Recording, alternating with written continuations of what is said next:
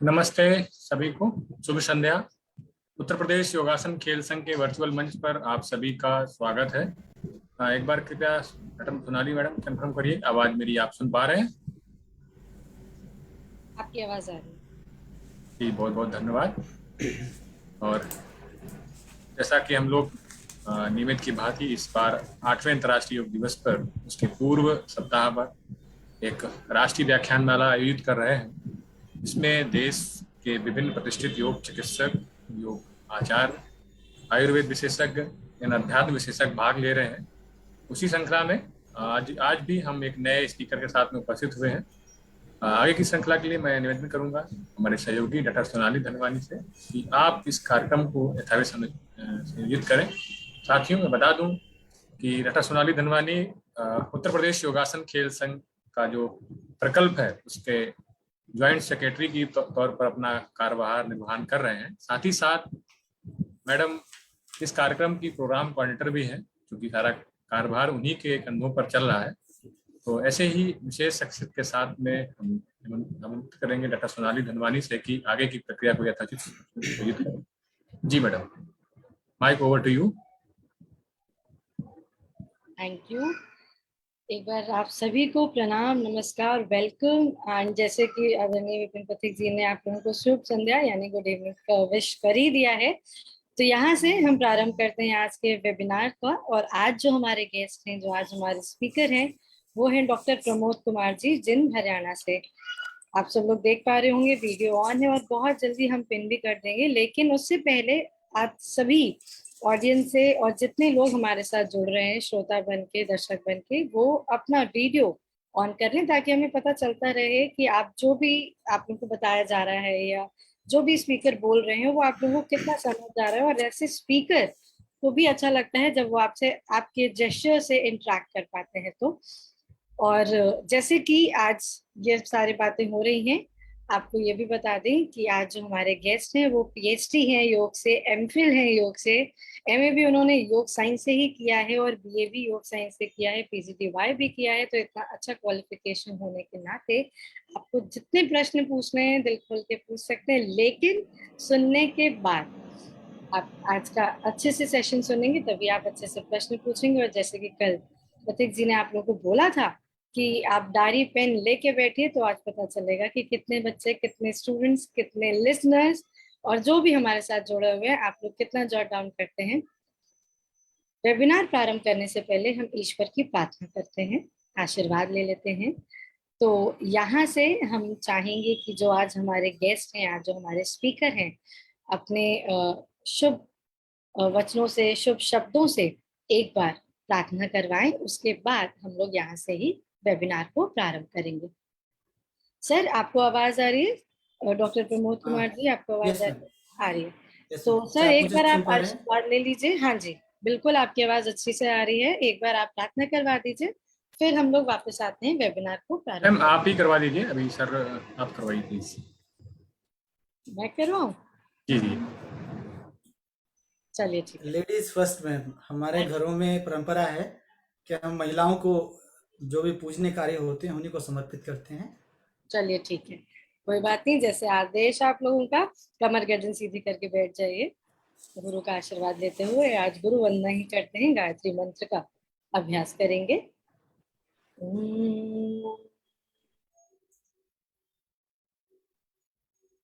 ओम भूर्भुवः स्वः तस्य वितुर्वरेण्यं भर्गो देवस्य धीमहि धियो यो नः प्रचोदयात्। उस परम पूज्य परमात्मा से प्रार्थना करते हुए कि आज हम जो वेबिनार कर रहे हैं उससे हम सबको समझ आए, ज्ञान आए और हम सबका जीवन सुखमय और अच्छे सफलता से भरा रहे। यहाँ से ही दोनों हाथों को घर्षण करते हुए बंद आंखों पे लगाएं, मुस्कुराते हुए चेहरे के साथ वापस आए। और एक बार फिर से आपका हार्दिक स्वागत है। आज हमारे जो अतिथि हैं डॉक्टर प्रमोद कुमार, जो कि RYTA के ज्वाइंट सेक्रेटरी भी हैं। और अगर मैं थोड़ा सा इनके बारे में आपको बताऊं तो बहुत अभी जैसे इन्होंने बोला कि लेडीज फर्स्ट, तो यहाँ से स्टार्ट करते हैं कि नारी रक्षा सम्मान पुरस्कार भी इन्हें मिला हुआ है। साथ ही साथ 2 टाइम्स नेशनल अवार्ड मिला हुआ है सोशल वर्क के लिए, 13 बार, लाइक 13 टाइम्स गोल्ड मेडलिस्ट हैं जूडो के, तो डेफिनेटली ब्लैक बेल्ट भी होंगे ही। साथ ही साथ छत्रपति पुरस्कार भी मिला हुआ और टाइटल ऑफ योग भारती भी से इनको सम्मानित किया गया है। 6,000, 6,000 है या 60,000 है, मुझे लगता है शायद 60,000 है। 60,000 है मैम।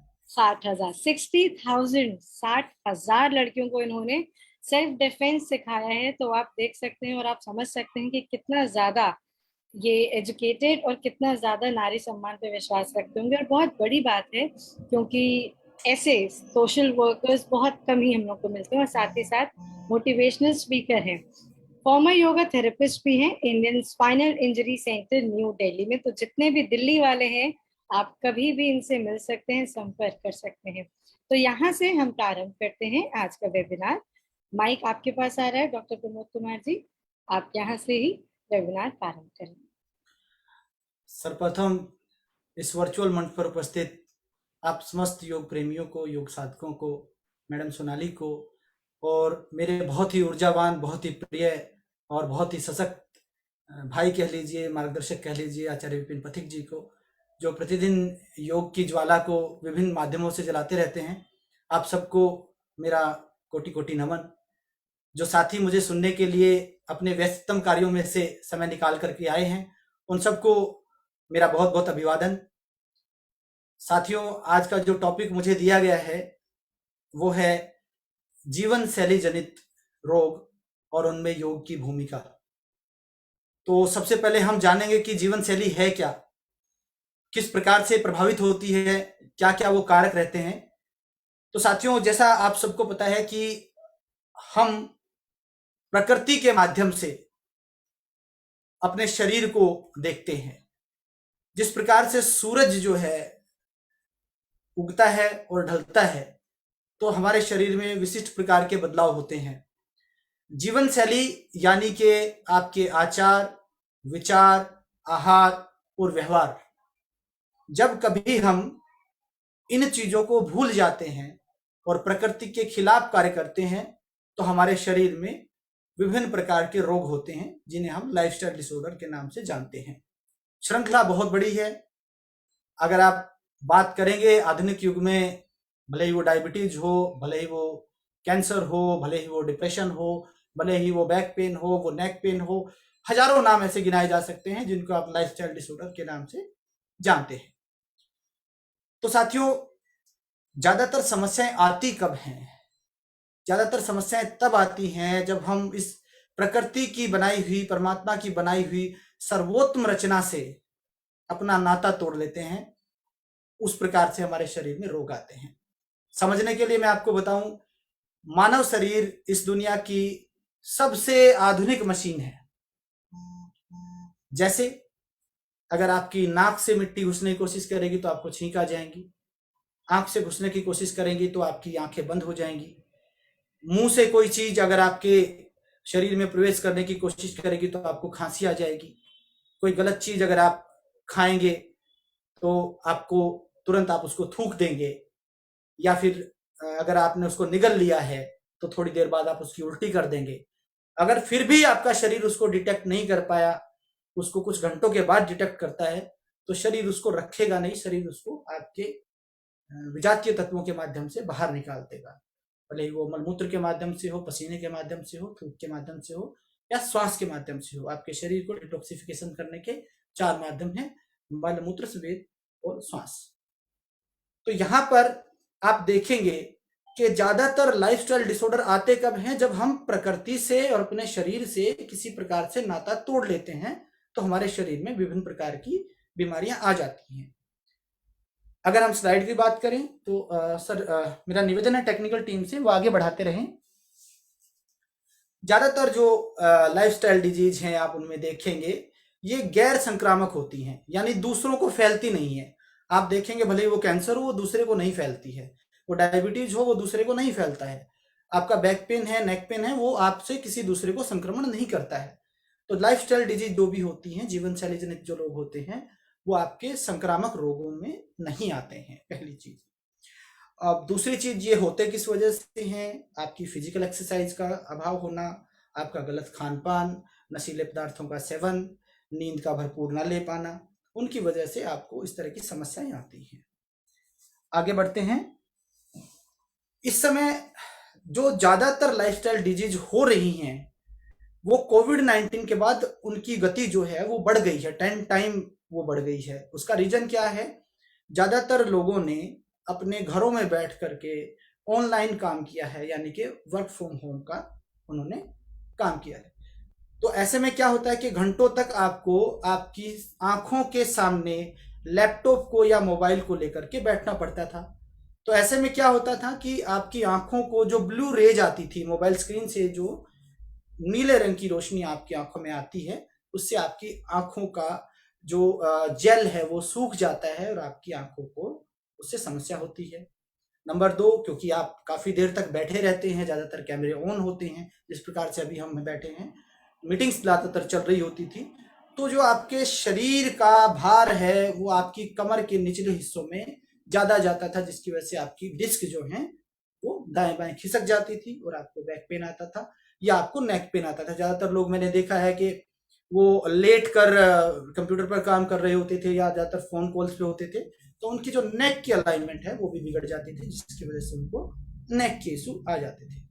साथ ही क्योंकि सरकार ने भी कुछ प्रकार की बाध्यताएं थी कि आप घरों से बाहर ना निकले, सोशल डिस्टेंसिंग का पालन करें, तो ऐसे में क्या हुआ कि आप लोग बहुत सारा एक्सरसाइज भी आप लोग नहीं कर पाए, जिसकी वजह से आपके शरीर की जो मांसपेशियां थी वो कमजोर हुई और कमजोर मांसपेशियों के कारण जो आपके कोर मसल्स थी उनकी वीकनेस के कारण आपकी बैक के ऊपर बहुत सारा स्ट्रेस गया। साथ ही कुछ लोगों ने अनहेल्दी खाया, क्योंकि वो लगातार काम करते रहे, तो कुछ ना कुछ वो घर में बना करके ऐसा खाते रहे, या फूड सर्विसेज जैसे जोमेटो है, स्विगी है, ये सब चालू थी, तो लोगों ने इनका भरपूर आनंद लिया और ऐसी चीजें खाई जो आपके शरीर के हित में नहीं थी, और उन्हीं के परिणाम स्वरूप हमें बहुत सारी बीमारियां जो है देखने को मिली। आगे हम बढ़ते हैं। इन सब चीजों को अगर दूर करना है, बचाव करना है, तो उसमें योग की क्या भूमिका रहेगी? योग किस प्रकार से आपके शरीर को फिट करता है? साथियों, इस पूरी धरती पर योग एकमात्र ऐसा साधन है, ऐसी विधा है जो पूरी होलिस्टिक हेल्थ की बात करता है। वो शारीरिक, मानसिक, आध्यात्मिक, सामाजिक, पूर्ण रूप से हर स्वास्थ्य की बात करता है। आप जिम में जाएंगे, वहां से आपको फिजिकल हेल्थ तो मिलेगी, बट मेंटल हेल्थ पर बहुत ज्यादा सा काम नहीं होगा। पर योग में ऐसा नहीं, योग आपकी मेंटल हेल्थ पर भी उतना ही काम करता है जितनी आपकी फिजिकल हेल्थ पर काम करता है, आपकी इमोशनल हेल्थ पर भी उतना ही काम करता है, आपकी सोशल हेल्थ पर भी उतना ही काम करता है। तो आपको एक तरह का सर्वांगीण विकास जो है वो योग के माध्यम से मिलता है। आगे बढ़ते हैं। स्लाइड को आप सरकाते रहेंगे लगातार। बहुत सारे ऐसे शोध हुए हैं जिनमें ये पाया गया है कि योग के माध्यम से आपके शरीर में कार्डियोवास्कुलर डिसऑर्डर्स जो हैं या मेटाबॉलिक जो हेल्थ के हैं उन पर बहुत ज़्यादा पॉजिटिव इफेक्ट आता है। क्योंकि जब भी आप योग करते हैं तो आप क्या करते हैं, योगिक जितनी भी क्रियाएं होती हैं उनमें श्वास को भरा जाता है, रोका जाता है और फिर निकाला जाता है। तो इस प्रोसेस में क्या होता है, जब भी आप सांस को भरते हैं तो आप लगभग आधा लीटर ऑक्सीजन को इनहेल करते हैं, और उस ऑक्सीजन का लगभग 70-72% जो भाग होता है वो आपका मस्तिष्क जो है वो कंज्यूम करता है। जो सांस आपने लिया, उस सांस में जो ऑक्सीजन थी वो आपके ब्रेन में पहुंची, आपके ब्रेन में से जो न्यूरॉन्स थे वो उससे चार्ज हुए। न्यूरॉन्स वो कण होते हैं जो आपकी मसल्स को सिग्नल भेजते हैं ब्रेन की सेंसेशन से। तो जितनी ऑक्सीजन आप लेंगे उतनी ही मात्रा में मिनरल जो है आपके न्यूरॉन्स चार्ज होंगे और उतना ही आपका सिग्नल जो है स्ट्रॉन्ग होगा। तो अब क्योंकि हमारा पोस्चर अगर सही नहीं होगा, जैसे बोला जाता है कि स्पाइन जो है आपकी वो 90 डिग्री पे होनी चाहिए। अगर किसी कारण से आप कंधे झुका के बैठते हैं, आप गर्दन लटका के बैठते हैं, आपकी स्पाइन मुड़ जाती है, तो क्या होगा, आपके जो लंग्स हैं वो प्रॉपर जो है उनको फैलाव नहीं मिल पाएगा, एक्सटेंड नहीं हो पाएंगे और ऑक्सीजन वॉल्यूम जो है वो कम जाएगी। जब ऑक्सीजन वॉल्यूम कम जाएगी तो आपके ब्रेन को कम मिलेगी, ब्रेन को कम मिलेगी तो न्यूरॉन्स को कम मिलेगी, तो न्यूरॉन्स की जो संख्या है वो घटती चली जाएगी और आपकी मसल्स को जो है वो सिग्नल जो है प्रॉपर नहीं मिल पाएंगे, जिसकी वजह से आपकी मसल्स जो है वीक होना शुरू हो जाएगी, या आप कह सकते हैं कि माइंड एंड बॉडी का कोऑर्डिनेशन जो है वो खराब हो जाएगा। अब इसमें एक और बड़ा महत्वपूर्ण कारक आता है आपका पानी। हमारे घर में ऐसी बहुत सारी चीजें हैं हमारी किचन में जो हमारे दोस्त ना होकर के हमारे शरीर की दुश्मन हो गई है। जैसे पानी हमारे शरीर का एक महत्वपूर्ण भाग है, लेकिन हमारा पानी सबसे ज्यादा दूषित हो गया है।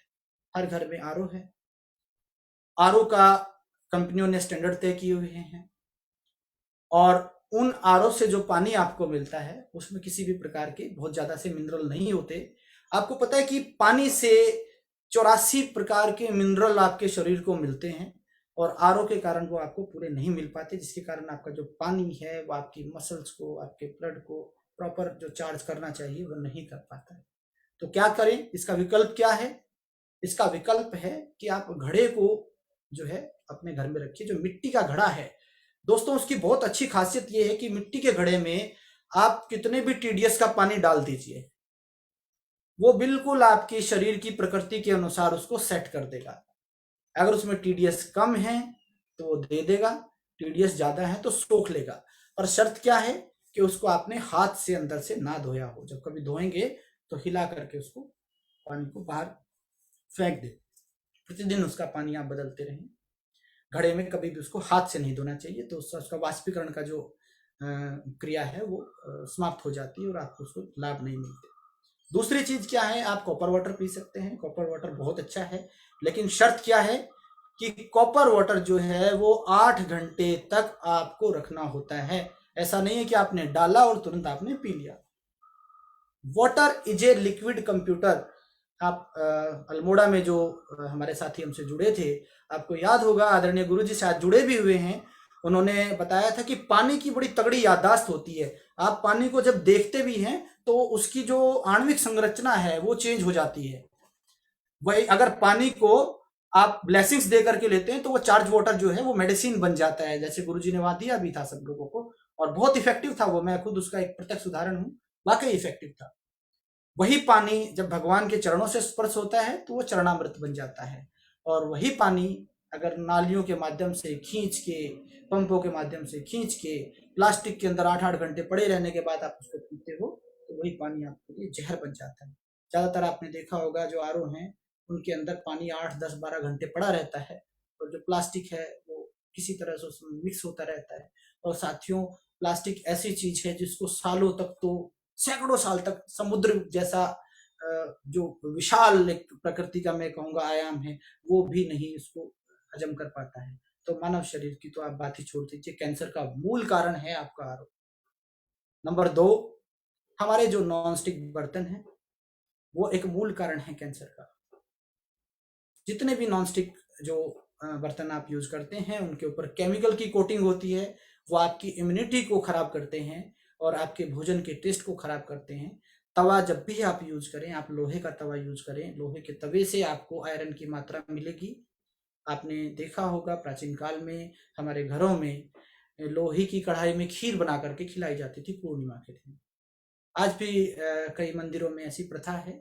जिन लोगों को स्किन डिजीज होती है वो पूर्णिमा के दिन मंदिर में जो लोहे की कढ़ाई है उससे बनी हुई खीर खाते हैं, तो लोहे से जो है आपको आयरन प्राप्त होता है। लोहे के बर्तनों में जो बना हुआ खाना है वो भरपूर मात्रा में आपको आयरन देता है और उस आयरन से आपके शरीर में जो है आपका खून जो है वो बनता है, आपको एनीमिया की प्रॉब्लम नहीं होती। इसके बाद अगर हम आगे आते हैं तो प्लास्टिक के जो टिफिन है, जो सुबह सुबह माताएं अपने बच्चों को खाना पैक करके देती हैं, तो वो जो प्लास्टिक है वो उन बच्चों के लिए इतना हार्मफुल है कि उनकी आईसाइट चली जाती है, उनका लिवर डैमेज हो जाता है, उनको कैंसर होती है, उनकी बाल झड़ते हैं, उनकी स्किन डिजीज होती है, उनका डाइजेशन खराब हो जाता है, उनका कंसंट्रेशन खराब होता है। क्योंकि कुछ भी उस पर बोल दिया जाए कि इस पे ये सील है, ये कोटिंग है, प्लास्टिक प्लास्टिक होता है, ह्यूमन बॉडी उसको कभी डाइजेस्ट नहीं कर सकती। प्लास्टिक से बचें। विकल्प क्या है? स्टील का प्रयोग करें। आपने एल्यूमिनियम फॉइल का यूज देखा होगा। एल्यूमिनियम फॉइल को भी जब कभी आप रोटी उसमें लपेटते हैं तो वो आपके शरीर की, आपकी इम्यूनिटी को तुरंत सोख लेता है और जो भोजन उसमें है वो जहर बन जाता है और वो आपके शरीर के अंगों पर इतना गलत इफेक्ट डालता है कि उससे आपके शरीर के जितने भी सिस्टम हैं वो डिस्टर्ब हो जाते हैं। आगे अगर आप बढ़े तो रिफाइंड ऑयल, इसको इतने हाई टेम्परेचर पे पकाया जाता है जो आपके शरीर में आने के बाद आपके शरीर के डाइजेशन सिस्टम का भट्ठा गोल कर देता है। रिफाइंड ऑयल अपने आप में टॉक्सिन्स का एक बहुत बड़ा कारक है। प्रयोग क्या करें, आप देसी घी प्रयोग करें, कच्ची घानी की सरसों का तेल, आप जो है कोल्ड प्रेस जिसको बोलते हैं वो सरसों का ऑयल आप यूज करें। उससे आपकी आंखों की रोशनी बढ़ेगी, आपके बाल हेल्थी होंगे, आपकी स्किन टोन सुधरेगी, आपकी मसल इलास्टिसिटी बढ़ेगी, मसल्स के फंक्शंस बढ़ेंगे, माइंड एंड बॉडी में कोऑर्डिनेशन इंप्रूव होगा। आगे चलते हैं साथियों, आपकी जो चीनी है, जापान में 3 चीजों को सफेद जहर कहा गया है, नमक, मैदा और आपकी चीनी। जापान में चौथी चीज एक है, दूध को भी सफेद जहर मानते हैं, क्योंकि जापान में भैंसें नहीं होती, वो सी फूड खाते हैं और सी फूड का और दूध का जो है वो कोई कोऑर्डिनेशन नहीं होता। तो हम 3 चीजों को लेकर चलें, चीनी, मैदा और नमक। अत्यधिक मात्रा में आप नमक खाएंगे, आपकी बॉडी हार्ड हो जाएगी, आप योग अभ्यास नहीं कर पाएंगे, आपकी फ्लेक्सिबिलिटी खराब हो जाएगी, आपकी हड्डियों की जो हेल्थ है वो खराब हो जाएगी, आपका बीपी जो है वो भी बढ़ सकता है। मैदा साथियों, भोजन जब भी आपके शरीर में जाता है उसके 2 ही चीजें होती हैं, या तो डाइजेस्ट होता है या फिर वो सड़ता है। या डाइजेशन होता है या फर्मेंटेशन होता है। जब कभी फर्मेंटेशन होगा तो क्या होगा, जब भी कोई चीज सड़ती है तो उसके अंदर से गैसें बनती हैं, और वो गैस जो है ऊपर की ओर आएगी तो आपको सिर दर्द होगा, नाक की तरफ जाएगी तो नजला होगा, पेट में आएगी तो अफारा होगा, नीचे की तरफ जाएगी तो घुटनों के रोग होंगे, पेशाब के रोग होंगे, बहुत सारी समस्याएं हैं, तो उनसे भी आपको। दूसरा चीज क्या था, मैदा जो होता है वो इतना पतला होता है कि आपकी आंतों में चिपक जाता है और निकल नहीं पाता। और हम लोगों ने क्या किया है कि हम लोग अपनी प्राचीन पद्धतियों को इतना भूल गए हैं साथियों कि आपको पता है जो नवरात्रे साल में 4 बार आते हैं उसका मूल कारण क्या है। हर 3 महीने बाद आपकी बॉडी में हॉर्मोन्स चेंज हो जाते हैं, आपकी बॉडी जो है अपने आप को रिसाइकिल कर लेती है, आपके शरीर में हॉर्मोन्स का बदलाव हो जाता है, आपकी मसल्स हैं, आपकी स्किन जो है वो नई हो जाती है, आपकी स्किन जो है डेड स्किन निकल जाती है, त्वचा बदल जाती है आपकी हर 3 महीने बाद। इसीलिए हर 3 महीने में नवरात्रे आते हैं, 2 बार गुप्त नवरात्रे आते हैं, 1 बार ग्रीष्मकालीन आते हैं, 1 बार शीतकालीन शरद नवरात्रे आते हैं। और ये तब आते हैं जब आपके शरीर में पॉजिटिव बदलाव हो रहा होता है। और उस दौरान जो 9 दिन की फास्टिंग आपकी होती है वो इसलिए होती कि आपके शरीर को डिटॉक्सिफाई किया जा सके। उस दौरान आप देखेंगे नीम की कोपले खाई जाती हैं, फास्ट रखा जाता है ताकि आपके शरीर में जितने भी विजातीय तत्व हैं वो सभी शरीर से बाहर जा सके और आपके शरीर को जो है एक नवजीवन मिल सके, आपकी इम्यूनिटी जो है बढ़ सके। एकादशी का व्रत रखना, चतुर्दशी का व्रत रखना, ये सब चीजें क्या थी, आपके डाइजेशन सिस्टम को रेस्ट देने के लिए ये चीजें बनाई गई थी। लेकिन आजकल जो व्रत है उसको भी एक फैशन बना लिया गया है। तो ध्यान देने की जरूरत है कि जो भी हमारी प्राचीन पद्धतियां हैं उनसे मिलकर के हम अपने शरीर को आगे बढ़ाएं। साथियों, चीनी जो है अगर आप 1 चम्मच खा लेते हैं और उसके ठीक 20 मिनट बाद आप अपना इम्यूनिटी टेस्ट करते हैं तो 20% रिड्यूस हो जाती है। इतनी नुकसानदायक है चीनी, केमिकल से साफ करके बनाई जाती है और आपके शरीर में इतने तरह के नुकसान करती है कि मैं गिना नहीं सकता। यहाँ प्रयास करना चाहिए कि आप चीनी की बजाय आप गुड़ का प्रयोग करें। प्राचीन काल में आप सर थोड़ा माइक का ध्यान रखिए, टेक्निकल टीम, बीच में किसी साथी का माइक ओपन है, ध्यान दें साथियों। चीनी का उपयोग मजबूरी में भी ना करें, प्रयास करें आप उसकी जगह मिश्री का उपयोग करें, आप गुड़ का प्रयोग करें। गुड़ में कैल्शियम, मैग्नीशियम, फास्फोरस का रिच सोर्स होता है। भोजन के उपरांत यदि आप गुड़ खाते हैं तो आपकी जठराग्नि प्रदीप्त होती है, आपका डाइजेशन बड़ा फास्ट हो जाता है और आपके शरीर के जितने भी पोषक तत्व हैं भोजन में वो सभी आपको प्राप्त होते हैं। ठंडा पानी बहुत बड़ा दुश्मन है।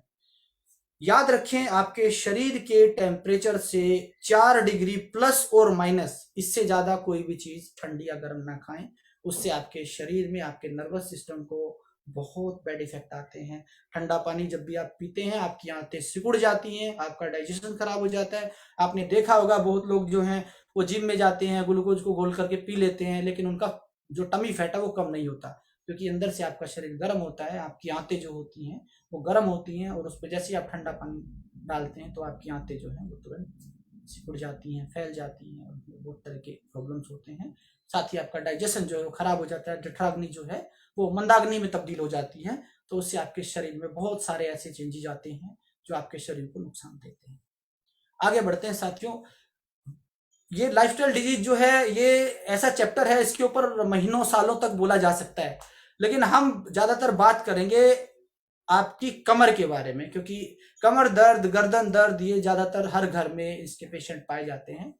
और क्योंकि मैं स्पाइन से जुड़ा हुआ व्यक्ति हूँ तो ज्यादातर मैं उसी पे बात करूंगा। मेरे पास एक मॉडल भी है, उसके माध्यम से मैं बारीकी आपको समझाऊंगा भी। मैं टेक्निकल टीम से अनुरोध करूंगा कि वो आप स्लाइड में देख पा रहे हैं साथियों, यहाँ पर introduction of the vertebral column. आपकी जो रीढ़ की हड्डी है वो 33 अलग अलग वर्टिब्रा से मिलकर के बनी है। कितनी से बनी है? 33 से। जो ऊपर की 7 हड्डियां होती हैं उनको हम बोलते हैं cervical section, C1 to C7 वो सर्वाइकल सेक्शन है। आपने देखा होगा आमतौर पे बोला जाता है इनको सर्वाइकल हो गया। सर्वाइकल बीमारी का नाम नहीं है, सर्वाइकल उस भाग का नाम है। बीमारी का नाम है सर्वाइकल स्पॉन्डिलोलाइटिस। आपकी खोपड़ी की जो पीछे की हड्डी होती है जिसको हम ऑक्सीपिटल बोलते हैं, उसके ठीक नीचे की जो पहली हड्डी होती है जिसको C1 बोलते हैं, उसको एटलस बोन भी बोला जाता है, उसके ठीक नीचे से ये हड्डियां शुरू होती जाती हैं। पहली 7 क्या कहलाएंगी? सर्वाइकल। अगली जो 12 हड्डियां हैं वो कहला जाती हैं थोरेसिक या डोर्सल। उसके नीचे की 5 जो हैं वो लंबर कहलाएंगी, और ठीक उसके नीचे की 5 जो होती हैं वो सैक्रल कहलाती हैं, वो फ्यूज होती हैं। और उसके नीचे भी 5 होती हैं वो भी फ्यूज होती हैं, जिनको हम टेल बोन कहते हैं। तो साथियों ऊपर से शुरू करते हैं। तो सबसे पहले क्या है, हमारी गर्दन की जो 7 हड्डियां हैं, जब कभी भी हम ज्यादातर मोबाइल को कान से लगा के बात करते हैं, महिलाएं जो हैं भारी भरकम बैग एक तरफ टांग लेती हैं, पुरुष जो हैं वो लैपटॉप का बैग टांग लेते हैं, तो क्या होगा कि आपके कंधे जो है एक तरफ खिसक जाते हैं और आपकी स्पाइन जो है हल्की सी टेढ़ी हो जाती है। मेरे पास एक स्पाइन का मॉडल भी है, मैं इसके जरिए समझाऊंगा, लेकिन ये लंबर का मॉडल है। तो लेकिन समझाने के लिए मैं आपको बता देता हूँ, ये यहाँ से L3, L4, L5 ये मॉडल है। और अगर हम इसको माने, इसको भूल जाइए नीचे क्या है, इनको मान लीजिए गर्दन की हड्डियां हैं। अगर एक तरफ आपने ज्यादा वेट लटका लिया तो क्या होगा, आपकी स्पाइन जो है ये टेढ़ी हो जाएगी इस तरह से। जब ये टेढ़ी होगी तो क्या होगा, आप देखेंगे एक तरफ से इन्होंने डिस्क को दबा लिया है। जब आपकी डिस्क दब जाएगी तो डिस्क के पीछे ठीक नर्व रूट होता है, जब ये नर्व रूट दब जाएगा तो क्या होगा, आपको पेन आएगा कंधे में। जहां पर भी पेन होगा आप समझ जाइए, पेन का अर्थ क्या होता है? पेन का अर्थ है आपका शरीर आपको बता रहा है कि there is something is wrong, कुछ गलत हुआ है। पेन उस सेंसेशन का नाम है जो आपको बताता है कि यहाँ पर कुछ गलत हो रहा है। गलत क्या हो रहा है? या तो आपकी मसल्स को प्रॉपर ब्लड नहीं मिल रहा है, या कुछ मैकेनिकल चेंजेज आ गए हैं। तो जिसकी वजह से क्या होगा, लंबे समय तक अगर आपकी जो मसल्स हैं उनको प्रॉपर ब्लड नहीं मिलेगा तो क्या होगा, वो मसल जो है वो सख्त होनी शुरू हो जाएंगी। आप ज्यादातर लोगों को जिनको सर्वाइकल पेन है उनको देखेंगे तो क्या होगा, उनका ये जो भाग है ये बड़ा सख्त मिलेगा। आप छुएंगे तो आपको पता लग जाएगा, एकदम पत्थर जैसा मिलेगा, हम्प मिलेगा उनकी गर्दन में। मसल्स जो हैं वो ब्लड को सोखने के लिए आकार को थोड़ा सा बढ़ा लेती हैं, वो हम्प वहां पैदा हो जाएगा ताकि ब्लड को थोड़ा सा ज्यादा वो ले सके। तो ऐसी परिस्थिति में आपने करना क्या है, एक्टिविटी को बढ़ा देना है, करेक्शन को ठीक करना है। करेक्शन को ठीक करने के लिए क्या करेंगे, हम आसन करेंगे। कौन कौन से आसन करेंगे उनका पूरा चार्ट मैं आपको दूंगा, मेरी पूरी स्टडी है उसके ऊपर, आगे की स्लाइड में हम उसको बताएंगे, लेकिन अभी हम पहले स्पाइन को समझते हैं। तो साथियों C1 से C7 जो है वो सर्वाइकल सेक्शन है। जब कभी भी आप देखेंगे, जैसे इस मॉडल को आप देख पा रहे हैं, क्या सभी साथी देख पा रहे हैं इसको? देखिए ये है आपकी वर्टिब्रा, ये ऐसी होती है, ठीक है। ये आपकी रीढ़ की हड्डी की वर्टिब्रा है। ये जो आप रेड देख रहे हैं, जस्ट वेट, ये आपकी डिस्क है। डिस्क कहाँ होती है? ये सब इसके बिल्कुल बीच में होती है। कैसे होती है ये, आप इसको देखेंगे, ये वर्टिब्रा है, ये डिस्क है, फिर वर्टिब्रा है, फिर डिस्क है। तो वर्टिब्रा के बीच में डिस्क का काम क्या होता है? वर्टिब्रा के बीच में डिस्क का काम होता है कि ये दोनों हड्डियां आपस में टकराए ना। हम बाइक पे बैठे हैं, किसी भी पहाड़ी चीज से नीचे आते हैं, वजन टंगा हुआ है, गड्ढे से कूद रहे हैं या चलते हैं तो जर्क आते हैं हल्के हल्के। गर्दन पे हमने वेट ले रखा है तो स्पाइन पे क्या होंगे, जर्क आएंगे। उन जर्क में ये हड्डियां आपस में टकराए ना, ये काम करती है, इनसे प्रोटेक्शन का काम करती है आपकी डिस्क। अब जो डिस्क है इसके ठीक पीछे अगर आप जाएंगे तो यहाँ पे होती है आपकी स्पाइनल कॉर्ड। ये जो रेड वाली आप देख रहे हैं ये क्या है? Spinal cord. अब आपकी स्पाइनल कॉर्ड को भी अगर हम देखेंगे तो इसके यहां से नसें निकलती हैं पत्ती पत्ती से, इनको हम बोलते हैं नर्व रूट। क्या बोलते हैं? Nerve root. स्पाइनल कॉर्ड आपकी ब्रेन से शुरू होती है, इसको सेकंड ब्रेन भी कहा जाता है। ये आपके ब्रेन से शुरू होकर के L3 L2 के पास आकर खत्म हो जाती है, और फिर वहां से जैसे घोड़े की पूंछ होती है ना, इसको हॉर्स टेल बोला जाता है। जैसे घोड़े की पूंछ ऊपर से तो एक आती है, लेकिन नीचे जाकर के पूंछ में गुच्छा बन जाता है, तो बहुत पतली पतली सी नसें जो हैं अन्य भागों में फिर वितरित हो जाती हैं। तो अब क्या होता है सीन कि जब कभी भी हमने मान लिया जाए कि भारी बैग हमने ले लिया, सर पे हमने वजन रख लिया और हम घंटों तक खड़े रहे, तो क्या होगा? हमारी नेक की जो है अलाइनमेंट वो बिगड़ जाएगी, क्योंकि उस वजन को सहन करने के लिए जो डिस्क हैं वो खिसक जाएंगी, वो एक आकार ले लेंगी।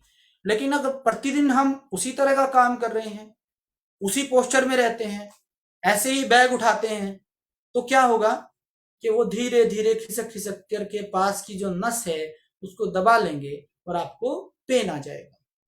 समझ आया सबको? उससे पेन आ जाएगा। अब आगे बढ़ते हैं नीचे, डोर्सल या थोरेसिक। इसमें क्या होता है कि इसमें कभी भी इंजरी, इसको मिड बैक भी बोलते हैं कई जगह, अगर यहां पर चोट लगी तो आप समझ जाइए कि आपकी पैरासिम्पैथेटिक और सिंपैथेटिक सिस्टम जो है वो इफेक्टिव होंगे और कार्डिक अरेस्ट आपको हो सकता है।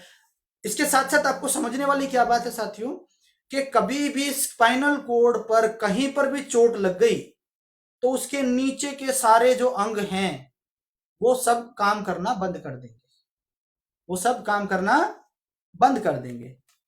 क्या हो जाएगा? उनमें कनेक्शन जाना बंद हो जाएगा। जैसे ट्रांसफार्मर से हम बिजली की तार को लेकर के आए और हमारे पंखा भी ठीक है, बल्ब भी ठीक है, टीवी भी ठीक है, लेकिन वो चल नहीं रहे।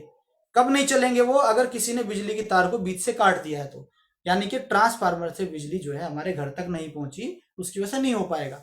तो उसी प्रकार से क्या होगा, अगर बीच में स्पाइनल कॉर्ड क्षतिग्रस्त हो गई, दब गई है या वो कट गई है, तो जो ब्रेन ने ऑर्डर दिया किसी भी अंग को हिलने के लिए, सिकुड़ने के लिए या कोई भी मूवमेंट के लिए, तो क्या होगा? वो सिग्नल नीचे के अंगों तक पहुंचेगा नहीं, तो वो नीचे के अंग जो है हरकत नहीं करेंगे। अब स्पाइनल कॉर्ड जो है वो बहुत ही सॉफ्ट होती है, बहुत पतली होती है, बहुत नाजुक होती है। जो आपकी रीढ़ की हड्डी होती है ना, उसके बीच से जाती है ये, ठीक है? अगली स्लाइड में हम उसको दिखाएंगे भी आपको। वो बिल्कुल बीच से जाती है और बहुत नाजुक होती है। अगर वो दब गई तो भी वो आपके शरीर में जो है आपको डिफॉर्मिलिटी आ जाएगी, आपको नुकसान हो सकता है। अब हम आगे बढ़ते हैं। यहां पर जिनको चोट लगती है ज्यादातर उनको कार्डिक अरेस्ट आ जाता है। क्यों आ जाता है? कि एक बीमारी होती है जिसको हम बोलते हैं ऑटोनोमस डिसरिफ्लेक्सिया। उसमें क्या होता है कि आपके शरीर का तापमान अगर एकदम बढ़ गया या एकदम घट गया तो आपको शरीर में कार्डिक अरेस्ट आ जाएगा। खास करके स्पाइनल कॉर्ड इंजर्ड पेशेंट को ये चीजें होती हैं। अब हम नीचे आते हैं। हमारे शरीर का ज्यादातर भार जो है वो ऊपर की ओर होता है। ऊपर की ओर मतलब कहाँ? हमारे धड़ में होता है। तो अगर हमारा पोस्चर गड़बड़ है, हमारा जो तरीका है सामान उठाने का, आगे झुकने का, वो गड़बड़ है, तो क्या होगा? जब देखिए ये आपकी स्पाइन है, अगर हम जो है इसको आगे झुकते हैं, डायरेक्टली बैंड होते हैं, डायरेक्ट बैंड होते हैं, नी बैंड करने के बिना अगर झुकते हैं तो क्या होगा?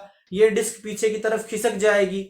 ये डिस्क पीछे खिसकेगी तो किसको दबाएगी? पीछे क्या है? हमारी स्पाइनल कॉर्ड है। स्पाइनल कॉर्ड को अगर ये दबाएगी तो क्या होगा? जैसे ही कॉर्ड को डिस्क टच करेगी या कंप्रेस करेगी तो तुरंत जो है आपका, साथियों माइक को बंद कर लें, टेक्निकल टीम थोड़ा ध्यान दे इस पे। तो आपकी डिस्क अगर पीछे खिसकेगी तो पीछे आपकी स्पाइनल कॉर्ड है। स्पाइनल कॉर्ड जैसे ही प्रेस होगी आपको तुरंत पेन आना शुरू हो जाएगा। और अगर डिस्क मान लिया जाए दाएं खिसक गई यहां से, जैसे हम इसको निकाल के देखते हैं, ये खिसक गई यहाँ पे, यहाँ के इसने किसको दबाया? ये रेड रूट देख रहे हैं इसको, तो क्या होगा? वीकनेस आएगी। ठीक है, इधर आया तो वीकनेस आएगी, लेकिन पीछे चला गया तो क्या होगा? आपकी मोटर एक्टिविटी यानी आपकी मसल्स जो हैं वो काम करना बंद कर देंगी। ये बाहर की तरफ अगर आगे की तरफ बढ़ी ना तो कोई दिक्कत नहीं है, क्योंकि आगे क्या आपका पेट है, डैमेज होने का कुछ है नहीं। लेकिन पीछे आपकी स्पाइनल कोड है, अगर उसको कंप्रेस हुआ, उसको नुकसान पहुंचा, तो आपको जो है उसका खामियाजा शरीर में बहुत भयंकर दर्द से आपको भुगतना पड़ेगा। अगर ये साइड में खिसक गई तो जो इसके स्पाइनल कोड से जो नर्व रूट गए हुए हैं बगल में, तो उनको राइट साइड गया तो राइट साइड की वीकनेस आ जाएगी, लेफ्ट साइड गया तो लेफ्ट साइड की वीकनेस आ जाएगी। तो अब इसके लिए करना क्या होता है? इसके लिए सबसे जो जरूरी चीज है, भोजन हम जिंदा रहने के लिए करते हैं ताकि हमें पोषक तत्व मिले, हमारे शरीर की वृद्धि हो। लेकिन शरीर जो प्रकृति ने बनाया है ना, वो काम करने के लिए बनाया है, एक्सरसाइज करने के लिए बनाया है। आपकी मसल्स को अगर कोई चीज इंप्रूव कर सकती है, मसल की हेल्थ को बढ़ा सकती है, तो वो है आपकी एक्सरसाइज। बॉडी की असली डाइट है एक्सरसाइज। अगर आप काम करना बंद कर देंगे तो आपकी मसल जो है वो वीक होना शुरू हो जाएंगी, और अगर मसल वीक हो जाएंगी तो भार किस पे आएगा? हड्डी पे आएगा। और हड्डी पे जब भार आएगा और ये सहन करने की हालत में नहीं होगी तो क्या होगा? ये डिस्क दाएं बाएं खिसक जाएंगी, क्योंकि शरीर को तो उस भार को एडजस्ट करना है नीचे से। मान लिया जाए आपके ऊपर किसी ने भार डाल दिया, ठीक है, आप सीधे खड़े हैं कम भार में, लेकिन बहुत ज्यादा भार डाल दिया तो आप क्या करोगे? आप पैरों को दाएं बाएं करेंगे, खिसकाएंगे, एक पोजीशन लेंगे। तो ठीक हमारे शरीर में डिस्क का भी यही काम होता है। जब आपके शरीर पे अनावश्यक भार ज्यादा आ जाएगा तो ये अपने आप को, उस वेट को सहन करने के लिए दाएं बाएं खिसकेंगी, एक पोजीशन ले लेंगी। और जब इनकी अलाइनमेंट बिगड़ेगी तो आसपास की जो नसें हैं उनको ये दबाएंगी, उससे आपके शरीर में पेन आएगा। तो बचने के लिए क्या करें? आपका कोर हेल्दी होना चाहिए। अब कोर क्या है साहब? कोर आपका ये पेट है, जो आपका पेल्विक रीजन है, ये सारे जो हैं, आप मान लीजिए आपका मणिपुर चक्र से लेकर के और जो आपका जो है स्वादिष्टान चक्र तक का जो एरिया है उसको आप कोर कह सकते हैं, या मूलाधार तक का भी आप कोर कह सकते हैं। तो उस एरिया पे आपने ध्यान देना है, उस एरिया से संबंधित आसन आपने करने हैं। कोशिश करें कि हर दिन 6000 से लेकर के 8000 स्टेप डेली चले, यानी कि 4 से 6 किलोमीटर डेली आपको चलना चाहिए, वॉकिंग करनी चाहिए। आप जब बैठे हैं तो अपने पेट को 10 सेकंड के लिए अंदर खींचें, उसको फोल्ड करें, रिलीज करें। उसके साथ साथ आप क्या कर सकते हैं? कोई भी ऐसा भोजन ना करें जिससे आपको कब्ज हो। कब्ज में आपके जैसे ही कब्ज होगी तो क्या होगा? आपका बैक पेन बढ़ जाएगा। कब्ज बहुत बड़ी दुश्मन है आपके शरीर की, उससे बचना चाहिए। दूसरी चीज आप क्या करेंगे? ऐसे आसन करें जिनसे आपकी पेट की मांसपेशियां मजबूत हो। लेकिन इसमें क्या नहीं करना है? कपालभाति नहीं करना है। अगर किसी को बैक पेन है उसको कपालभाति बिल्कुल ना कराएं, क्योंकि बैक पेन के बहुत सारे कारण होते हैं। एक कंडीशन होती है PIVD, ठीक है, उसमें अगर आप करेंगे तो कपालभाति में क्या है? हल्के हल्के जर्क जाएंगे, आपकी डिस्क खिसकी हुई है, वो हल्के हल्के जर्क उसको और खिसका देंगे, और नर्व के कंप्रेशन नहीं भी आ रहा होगा तो आ जाएगा आपको। झटके से कोई भी आसन ना करें, झटके से कोई भी क्रिया ना करें। योग सामर्थ्य अनुसार किया जाए, देखा देखी बिल्कुल ना किया जाए। तो इस चीज का विशेष ध्यान रखें। अगला चीज क्या करना है हमने? अगली चीज, हमें अपने पाचन शक्ति को दृढ़ रखना है। पाचन शक्ति को दृढ़ रखने के लिए क्या करेंगे? सुपाच्य भोजन करें। आपका जो खाना है उसमें 60% तक लाइव सेल होना चाहिए। लाइव सेल मतलब फ्रूट, सलाद, सब्जियां, कच्चा खाने की कोशिश कीजिए। जितना आप कच्चा खाएंगे वो तुरंत आपकी बॉडी में डाइजेस्ट होगा, आपके शरीर को मिनरल्स वैल्यू भी अच्छी मिलेगी। जितना तला भुना जला कटा आप खाते हैं उसको पचाने के लिए आपके शरीर को एक्स्ट्रा एफर्ट लगाने पड़ते हैं। मैं बार बार बोलता हूं, अगर आप 100 साल जीना चाहते हैं तो 100 साल पहले का भोजन खाना शुरू कर दें, आप 100 साल निश्चित रूप से जिएंगे, आपको कोई 100 साल जीने से रोक नहीं सकता। साथियों, जंगल में कोई डॉक्टर नहीं होता। जंगल के जो जीव हैं वो प्रकृति के अनुसार चलते हैं। जब भी कोई जानवर बीमार हो जाता है वो सबसे पहले भोजन का त्याग करता है। भैंस बीमार हो जाएगी, खाना छोड़ देगी। आदमी बीमार हो जाएगा, सिंगल रोटी हजम नहीं हो रही, डबल रोटी खाएगा दूध में भिगो के। तो क्या होगा? हम दावत दे रहे हैं। एसिडिटी बहुत मूल कारण है जी, एसिडिटी होती है। क्यों होती है एसिडिटी? कभी सोचा है? सूरज जितना चढ़ेगा उतना आपकी बॉडी में एसिड लेवल बढ़ता है, जितना सूरज डाउन आएगा उतना एसिड लेवल कम होता है। अब इस कहानी से हमें क्या शिक्षा मिलती है? इससे हमें शिक्षा मिलती है कि जब सूरज चढ़ रहा होता है तो एसिड कम होता है, तो उस दौरान जो भोजन खाएं वो कम मात्रा में खाएं। दोपहर का भोजन पूरा अच्छे से खाएं, क्योंकि दोपहर में सूरज जो है टॉप पे होता है, एसिड लेवल भी टॉप पे होता है, आपके भोजन को डाइजेस्ट करने के लिए एसिड पर्याप्त मात्रा में है।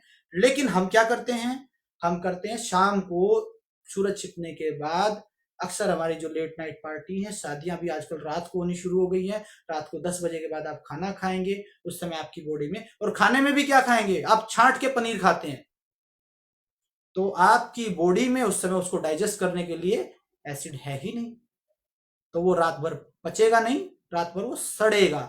तो जैसे ही अगले दिन उसको एसिड का सिग्नल मिलता है, सन चढ़ना शुरू होता है, बॉडी सिग्नल भेजती है कि मुझे एसिड चाहिए बहुत सारा, इसको डाइजेस्ट करना है ये रात से जो पड़ा हुआ था, तो बॉडी उतनी मात्रा में एसिड बनाती है, इतना प्रोड्यूस करती है, और फिर वो क्या होगा, आपकी फूड पाइप में लगना शुरू हो जाएगा।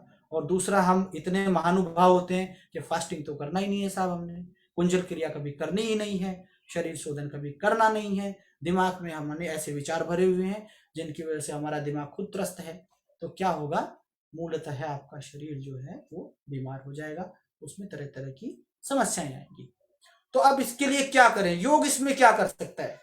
तो देखिए, सबसे पहली चीज, योग को समझिए। अष्टांग योग आपने सुना होगा, यम, नियम, आसन, प्राणायाम, प्रत्याहार, धारणा, ध्यान, समाधि। अब इसको बांट लीजिए आप 3 भागों में।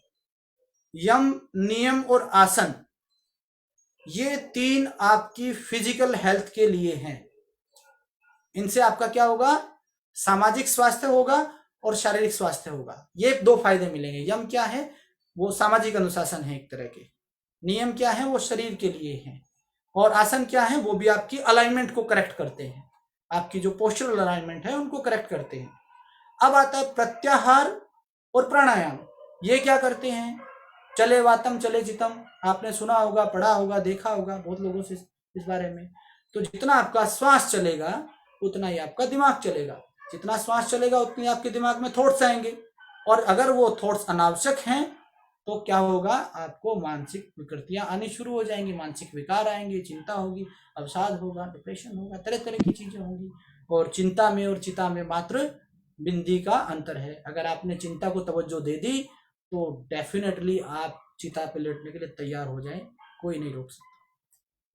लेकिन अगर बचाव करना है तो क्या करें, आप अपने प्राण पर ध्यान दें।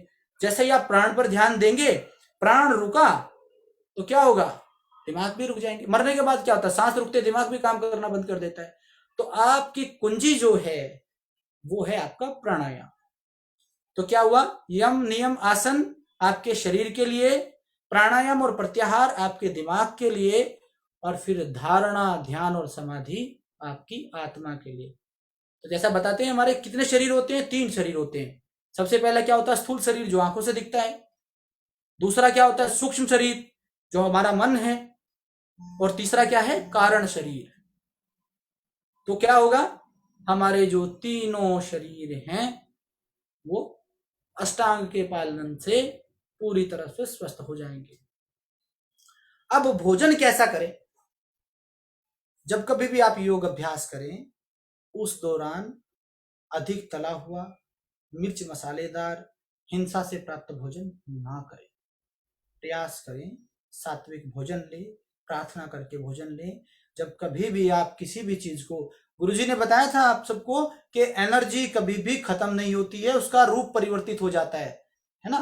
तो क्या होगा, जब कभी भी आप आपके विचार भी एक ऊर्जा है, आप अपने विचारों को यदि सामने जो भोजन की थाली है उसको नमस्कार करके, भोजन मंत्र करके, उसको देखते हुए, प्रभु को आमंत्रित करते हुए अगर उसको आप भोजन को ग्रहण करते हैं तो वो भोजन प्रसाद का काम करेगा, आपके शरीर के सभी चीजों को बढ़ाएगा, आपके शरीर के जितने भी अवयव हैं उनको बढ़ाएगा। कारण क्या है कि हम लोग भोजन को खड़े होकर के निगलते हैं, खाते भी नहीं हैं। आप जैसे ही निवाला आपकी जीभ पे रखते हैं तुरंत आपका डाइजेशन शुरू हो जाता है, ब्रेन को सिग्नल पहुंच जाता है, आपके एंजाइम्स का रिसाव शुरू हो जाता है। लेकिन हम लोग क्या करते हैं, चबाने की बजाय भोजन को जल्दी जल्दी जल्दी, क्योंकि टाइम है ही नहीं। हम लोग हमेशा कंप्लेंट करते हैं समय नहीं है जी। सब नरेंद्र मोदी के पास में भी 24 ही घंटे हैं, वो पूरा देश चला रहा है, उससे ज्यादा बिजी हो क्या। भोजन को चबा चबा कर, 32 दांत इसीलिए दिए हैं कि कम से कम 32 बार चबाएं। पूरा भोजन करने के बाद कम से कम 500 स्टेप चलें।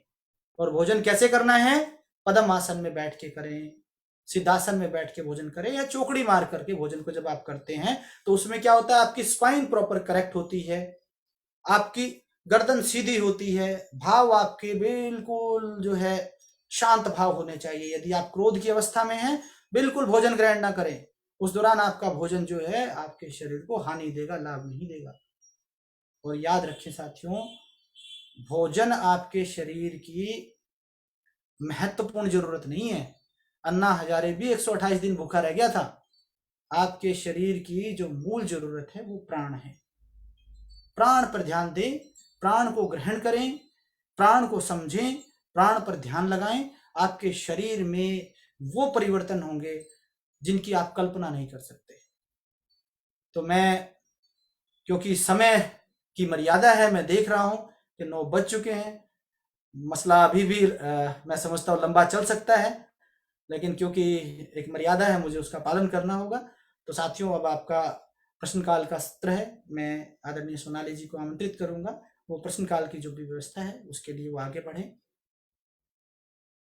मिथिलेश जी का शायद कोई क्वेश्चन है। मैं हमारी होस्ट मैडम से निवेदन करूंगा कि मैडम जो भी प्रक्रिया है आगे की, उसके अनुरूप मुझे मार्गदर्शन दें। हाँ जी, बहुत बहुत अच्छा सेशन था आपका, और बहुत ध्यान से सबने सुना है। अगर आप सबका वीडियो देखें तो बहुत पास आके सब आपको सुन रहे थे कि कोई चीज मिस ना हो जाए। स्पेशली इंटरैक्टिव आपका सेशन जब आपने स्पाइनल का उनको एनाटॉमी तरीके से, फिजियोलॉजी तरीके से सिखाया है, समझाया है, तो शायद अब वो समझ पाए कि अगर हम कभी प्रेशर देते हैं अपने बैक पे, या अगर जॉइंट्स पे या वर्टिब्रास पे प्रेशर आता है, तो क्या प्रॉब्लम होती है और किस तरीके से अब उसे ठीक किया जाता है। तो स्पेशली जितनी भी यहाँ पे लेडीज जुड़ी हुई है, वो भारी भारी बाल्टियां उठा के और अपने आप को पहलवान बनने की ज्यादा कोशिश ना करें, ध्यान दें। सर ने आज बहुत अच्छे से सिखाया हुआ है। यहाँ पे हैंड रेज हुआ था, लेकिन अभी शायद हैंड डाउन हो गया है। अगर किसी का प्रश्न है तो आप प्लीज हैंड रेज कर सकते हैं। अशोक निषाद जी जुड़े हैं हमारे साथ, दिल्ली के ही हैं वो भी। तो आप अपना माइक म्यूट कर लीजिए, सॉरी अनम्यूट कर लीजिए, मैंने परमिशन यहाँ से दे दी है। एक बार आप प्लीज अपना माइक अनम्यूट करें और प्रश्न पूछें। Hi, sir. Thank you so much for a great session again. And my Ashok ji, question is please turn related on to. Your video, we can not see you. आपका वीडियो शायद off है, Okay. Though you are audible, but हाँ Yes. जी, Uh, you are visible. okay. Once again, thank you so much, sir, for a great session. And my question is related to again the back pain. Sir मेरा question ये है कि अगर इसमें stenosis है, spondylitis है, या फिर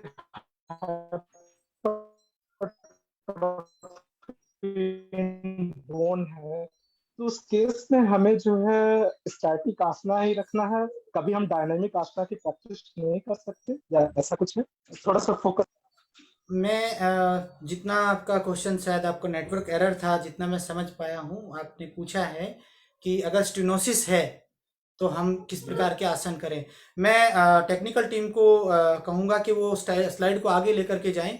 मैंने एक पूरा प्रोटोकॉल बनाया हुआ है कि 1 से लेकर के 3 वीक तक क्या करें, 4 से 6 वीक तक क्या करें, 12 वीक का पूरा प्रोटोकॉल है। मैं टेक्निकल टीम से अनुरोध करूंगा कि वो उसको डिस्प्ले करें एक बार।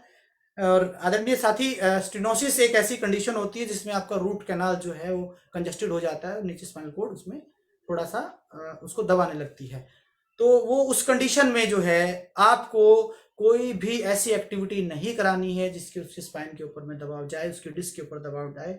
उसको लेकर के आप क्या करें, कोर मसल पर धीरे धीरे जो है बटक्स को स्क्वीज करें, ठीक है, टमी को स्क्वीज करें। इस तरह से उसको आगे धीरे धीरे आपने बढ़ाना है। एकदम से कोई भी झटके वाला आसन, साथियों ध्यान दें, बैक पेन में कभी भी कोई भी झटके वाला आसन ना करें। बहुत लोग रिकमेंड करते हैं कि जी सूर्य नमस्कार जो है ना, वो सर्वांगीण एक वो है, विकास की प्रक्रिया है और उसको किसी भी बीमारी में किया जा सकता है। बिल्कुल ना करें। जून के माह में सूर्य नमस्कार बिल्कुल ना करें। सूर्य यानी ऊर्जा, गर्मी, तो इस दौरान आपके शरीर में ऑलरेडी आपके मिनरल्स बाहर जा रहे होते हैं पसीने की वजह से। इस मौसम में थोड़ा सा उस अभ्यास से बचें। और जिनको बैक पेन है वो बैक पेन का भी लेवल आप देखें। जैसे हम पेशेंट से पूछते हैं कि आप 0 से लेकर के 10 तक का एक स्कोर दें, 10 मतलब कि इतना पेन हिला भी नहीं जा रहा, 0 मतलब इतना पेन कि आपको जो है सेंस कर सकते हैं। उसके बाद क्या है कि आपको पेशेंट पेन ग्रेड देता है कि साहब मेरा 5 है, तो आप समझ जाइए 5 का बंदा यानी कि एक नॉर्मल रेंज में है, इसको कुछ एक्सरसाइज जो कराई जा सकती है। यस, ऊपर आप जैसे डिस्प्ले देख रहे हैं साथियों, ये मेरी इस पे मैंने रिसर्च भी किया था इंडियन स्पाइनल इंजरी सेंटर में जब मैं था, तो क्रोनिक लो बैक पेन यानी CLBP पर मेरी रिसर्च थी, उसी का ये प्रोटोकॉल मैंने आप सबके सामने डिस्प्ले किया है। केवल ये जो आसन है उनका करें। बहुत लोग बोलते हैं कि बैक पेन में सामने की तरफ नहीं झुकना चाहिए, इस चीज को कंडीशन पर डिपेंड देखें आप उसका MRI देखें, MRI उसका क्या कहता है, कंडीशन उसकी क्या कहती है। अगर उसका बावल ब्लैडर इफेक्टेड है तब आप उस चीज को रोक सकते हैं। लेकिन बैठे बैठे जैसे आप जो है कोर को, पेट को अंदर खींचा, 10 सेकंड के लिए होल्ड किया, उसके बाद धीरे से आपको, शुरुआत में आप सांस होल्ड करना ना आप पेशेंट को बताएं, पहले आप धीरे धीरे से, जरूरी नहीं 10 सेकंड के लिए करें, 3 सेकंड, 5 सेकंड, 8 सेकंड, 10 सेकंड, धीरे धीरे जैसे आपका कोर स्ट्रेंथन होता जाएगा। समझिए इस चीज को। देखिए आप मुझे देख पा रहे हैं, जब कभी आपकी रीढ़ की हड्डी पर दबाव आता है, ये कब आएगा रीढ़ की हड्डी पर डायरेक्टली? जब कभी आपकी मसल वीक हो जाएंगी, तो आपने क्या करना है, मसल को मजबूत करना है। तो मसल क्या होगा, जो वजन इस पे आ रहा है मसल अपने ऊपर ले लेंगी, तो क्या होगा, स्पाइन के ऊपर वेट कम हो जाएगा। तो इस परिस्थिति में क्या करेंगे, आप स्पाइन को तो चेंज नहीं कर सकते, बट आप अपनी मसल को इंप्रूव कर सकते हैं। जैसे आप अपनी मसल को इंप्रूव करेंगे, आपकी मसल जो है मजबूत होंगी, तो जो बॉडी का वेट डायरेक्टली स्पाइन के ऊपर जा रहा था, वर्टिब्रा कॉलम्स पे जा रहा था, आपकी डिस्क पे जा रहा था, जिसकी वजह से कंप्रेशन आ रहा था, वो आपकी मसल्स पर आ जाएगा। तो क्या होगा, वो आपकी जो कंप्रेशन है वो कुछ देर के लिए रिलीज हो जाएगा। आप मेडिकली जाएंगे तो डॉक्टर आपको प्रीगाबलिन, गाबापिन नाम से कुछ टैबलेट्स लिखेगा, ठीक है, उनका अपना सिद्धांत है, और वो अगर डॉक्टर ने प्रिस्क्राइब की है तो उस ट्रीटमेंट को आप साथ साथ कर सकते हैं। और धीरे धीरे ऐसी एक्सरसाइज पर आप जाएं जो जिनमें झटका ना हो, बहुत प्यार से धीरे धीरे बढ़ाएं, झटके वाला कोई आसन ना करें, लेग रेज की कोई मूवमेंट ना करें। लिटा करके सलवासन कर सकते हैं, पदम आप लिटा करके सलवासन करें, सामने खड़े रह के उत्तान पादन ना करें, उत्तान पादन से झटका आता है और आपकी जो डिस्क जो है उसमें बदलाव आ सकते हैं। विशेष ध्यान रखें इस चीज का। यस जी, बहुत बहुत धन्यवाद। आपका डाउट क्लियर हो गया होगा अशोक जी, और आपके साथ साथ मुझे लगता है बाकी लोगों का भी डाउट क्लियर हो गया होगा। अगर किसी को स्टेनोसिस नहीं पता है तो आप यही सेम चीज और सेम सजेशन आप सर्वाइकल स्पॉन्डिलाइटिस पे भी यूज कर सकते हैं, या काइफोसिस में भी यूज कर सकते हैं। ये सारी चीज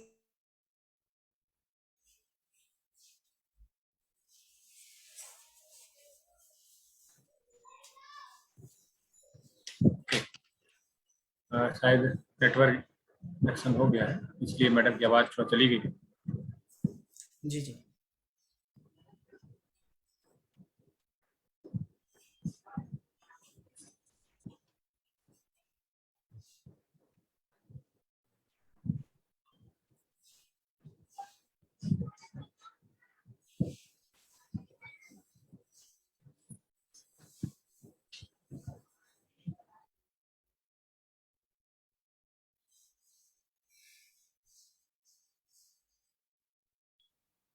सर क्या मैं प्रश्न पूछ सकती हूँ? हाँ, थोड़ा सा लाइट का इशू है थोड़ा कानपुर में, गतिविधियाँ थोड़ा ठीक नहीं है, इसलिए लाइट की वजह से उनके यहाँ जो वाईफाई कनेक्शन है वो थोड़ा सा ऑफ हो गया है। कोई बात नहीं साथियों, और हम जैसा कि प्रक्रिया पर चल रहे थे कि उसी के अनुसार अगर आज का अंतिम प्रश्न अगर किसी का कोई है तो आप माइक को म्यूट करके पूछ सकते हैं। मैं सारिका, नागपुर। आपकी आवाज नहीं आ रही जी, आपकी आवाज में शायद बहुत ही अच्छा पंखा बंद करें मैडम, आप जो है पंखे की फैन ऑफ करिए और कोशिश फैन ऑफ कर दीजिए, जब भी आप मुझसे पूछें फैन ऑफ करके ही।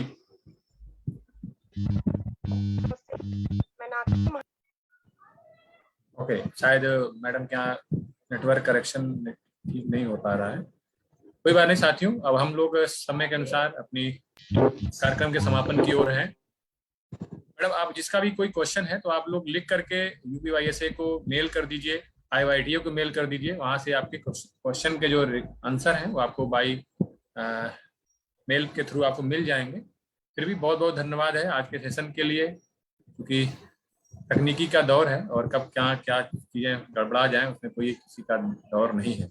फिर भी आज जो लोअर बैक पेन पर आप लोगों ने इतना गहन नॉलेज सीखा है, समझा है, और विद स्लाइड के अकॉर्डिंग, क्योंकि आदरणीय प्रमोद जी ने इतना दिन से सुबह से स्लाइड के फॉर्मेशन में लगे हुए हैं।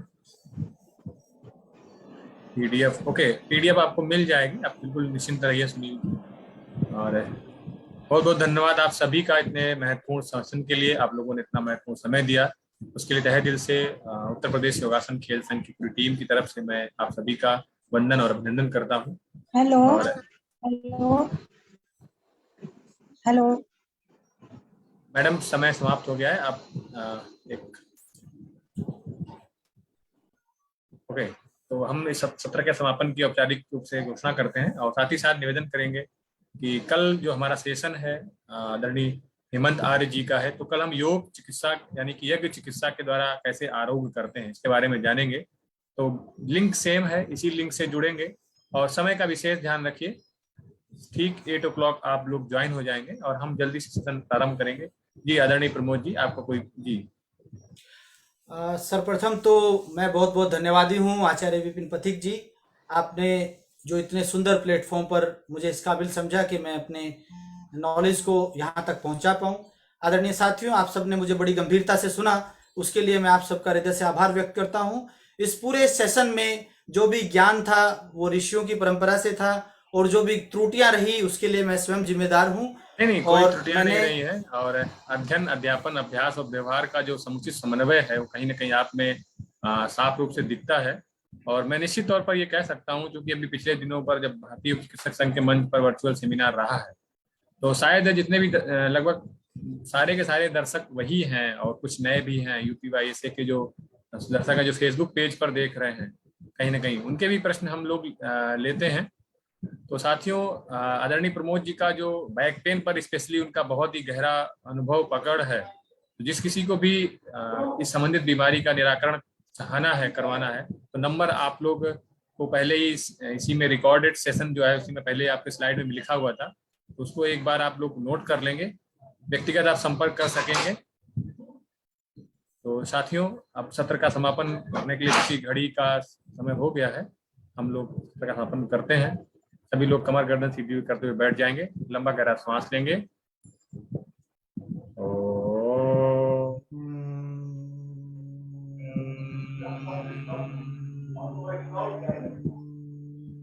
सर्वे भवन्तु सुखिनः, सर्वे सन्तु निरामयाः, सर्वे भद्राणि पश्यन्तु, मा कश्चित् दुःखभाग् भवेत्। ओम शांति शांति शांति।